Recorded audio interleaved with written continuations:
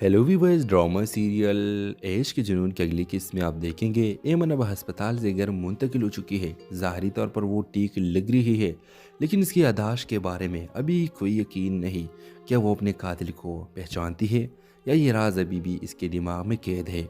रहीम की माँ अपनी साजिशों में मज़ीद आगे बढ़ रही है और रहीम सच्चाई जानने के करीब है। व्यूवर्स, नेक्स्ट एपिसोड में आप देखेंगे कि इसका आगाज़ एमन के कमरे से होता है। वो बिस्तर पर बैठी हुई है, लेकिन इसकी आंखों में एक अजीब सी उलझन है। इसकी माँ इसके पास आती है और पूछती है, बेटा तुम कैसी हो, क्या तुम्हें कुछ याद आया कि इस दिन क्या हुआ था। एमन सर झुकाए कहती है, अम्मी मैं याद करने की कोशिश कर रही हूँ, लेकिन कुछ धुंधला सा याद आता है।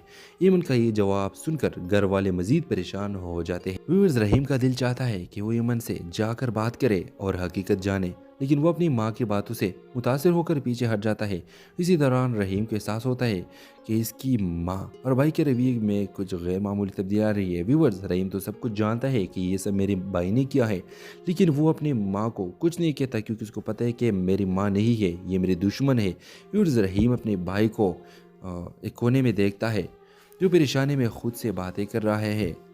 अगर अयमन को सब कुछ याद आ गया तो मेरा क्या होगा। व्यूअर्स, रहीम उसे कहता है कि तुमने जो गलत काम किया है ये इसका नतीजा गलत निकलेगा। दूसरी तरफ एमन तन्हा बेटी माजी के वाक़यात को याद करने की कोशिश कर रही है। अचानक उसे धंधले अंदाज में वो लम्हा याद आता है जब उसके सर पर हमला हुआ था। वो देखती है कि हमला करने वाले ने अपने चेहरा ढांप रखा था, लेकिन वो शख्स रहीम बिल्कुल नहीं था और उनको ये बताया जा रहा है कि ये रहीम है। तो व्यूअर्स, पुलिस जब आती है एमन के घर आती है और पूछती है, एमन क्या तुम्हें अब कुछ याद आया, तुम पर हमला किसने किया था। एमन खामोश हो रहती है क्योंकि वो खुद भी शक में मुब्तला है।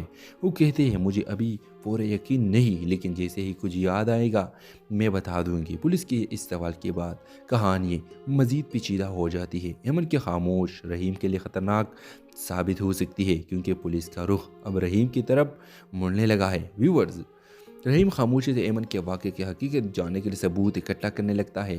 वो अब ये चाहता है कि कुछ ऐसा सबूत मेरे हाथ आ जाए जो मैं अपने भाई के सामने पेश करूँ और पुलिस के सामने पेश करूँ कि मेरा भाई गुनाहगार है और मैं तो उस लोग ने ऐसा सब यहाँ तुम्हारे सामने पेश किया भी। नेक्स्ट एपिसोड में आप देखेंगे कि हो सकता है कि असल हकीकत एमन को याद आ जाए और पुलिस को खुद कहे कि रहीम नहीं बल्कि इसका भाई मेरा कातिल है और इसने मेरे कोशिश कातिल करने की कोशिश की है।